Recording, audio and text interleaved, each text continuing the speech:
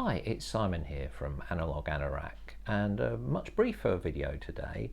So what I'm doing is a first reaction video following getting the original source Brahms First and Second Concerto a few days ago, and it was something that I only really thought about after Scott from the Pressing Matters did a great video where he was a bit tired and emotional after experiencing the Rite of Spring, and this was the first I knew about these new pressings, so I thought I'd have a look through to see if any of these appealed to me. And at the time I was struggling a little bit with the Brahms First Piano Concerto. I've been listening to the Clifford Curzon cell version, and it was a sort of Jubilee Decca pressing, an early stereo recording, which is meant to be one of the crown jewels of early Decca stereo recording. And I thought it would be interesting to hear what I thought might be a much more subtle, nuanced concerto, rather than getting a really loud Rite of Spring, because I've got so many copies of those, and often you can only really play them when the family's out, and I just didn't think practically I needed another one to rarely be able to play, because they are almost a riot, aren't they, really? So I ordered the Joachim Gilel's First and Second Piano Concerto, and it arrived a few days ago, which coincided with getting my beloved Lenko GL75 back. It had been beautifully serviced, and the cartridge, this modified G800 cartridge with a Fritz Geiger tip, had been also tended to by Dominic at Northwest Analog, and I was just playing through a few of these, playing through a few of my favourite recordings when the original source arrived, and I kind of teared through the packaging and thought, well, I'll put it on.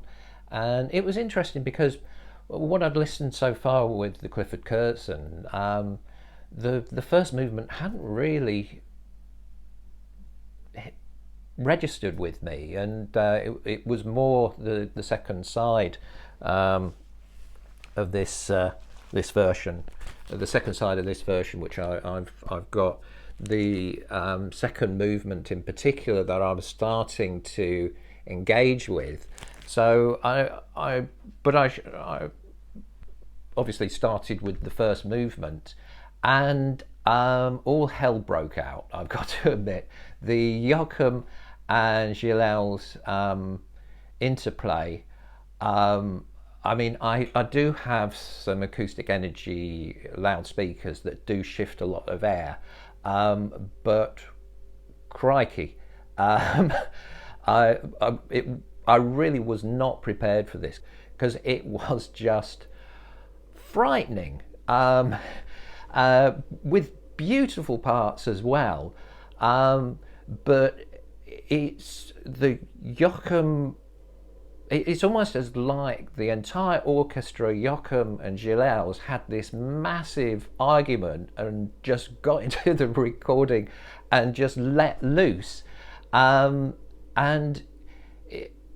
I've got to admit, when I turned the record over and listened to the second side, I was still just thinking, what the hell happened there? I mean, it was glorious, and I just didn't see it coming.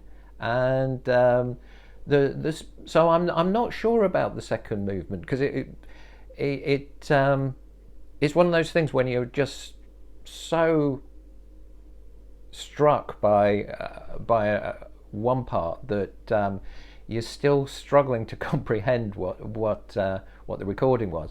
But the second and the third version are great, but this really I did not expect. And I mean,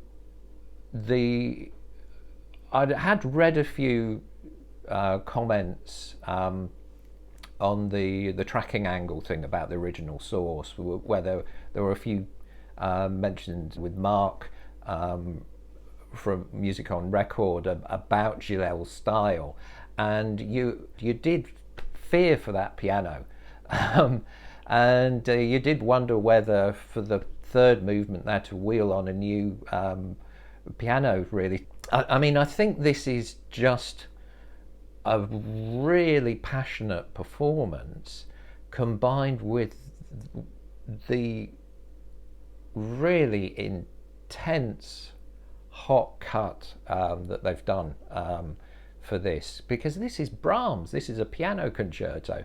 I really didn't think that they could sound like this.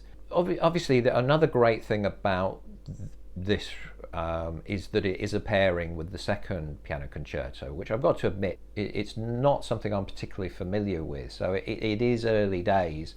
I mean, I've heard that they are extremely different, and I did wait until the next day, really, with the chance for me to just sort of debrief about the first concerto. And the second, it is wonderfully recorded. It's still loud. It's still very passionate.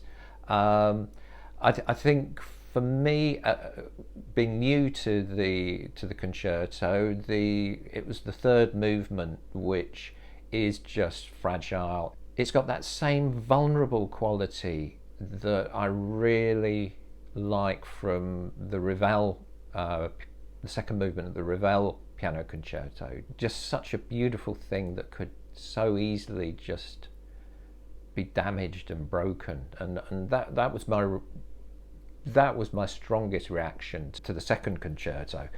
I think sonically, for me the amazing thing was the first piano concerto, and I doubt really whether I'll ever have that kind of reaction on playing it again. It was for me comparable with. I've got a mono recording of Ansermet's the Rite of Spring, and this has got a reputation for being quite a brutal recording, which is enhanced even further with the mono version. Its sonic force is incredible, and that is the comparison with the first movement of a Brahms piano concerto, which I didn't see coming at all, but it was a lot of fun. I think Rainer and Sidney are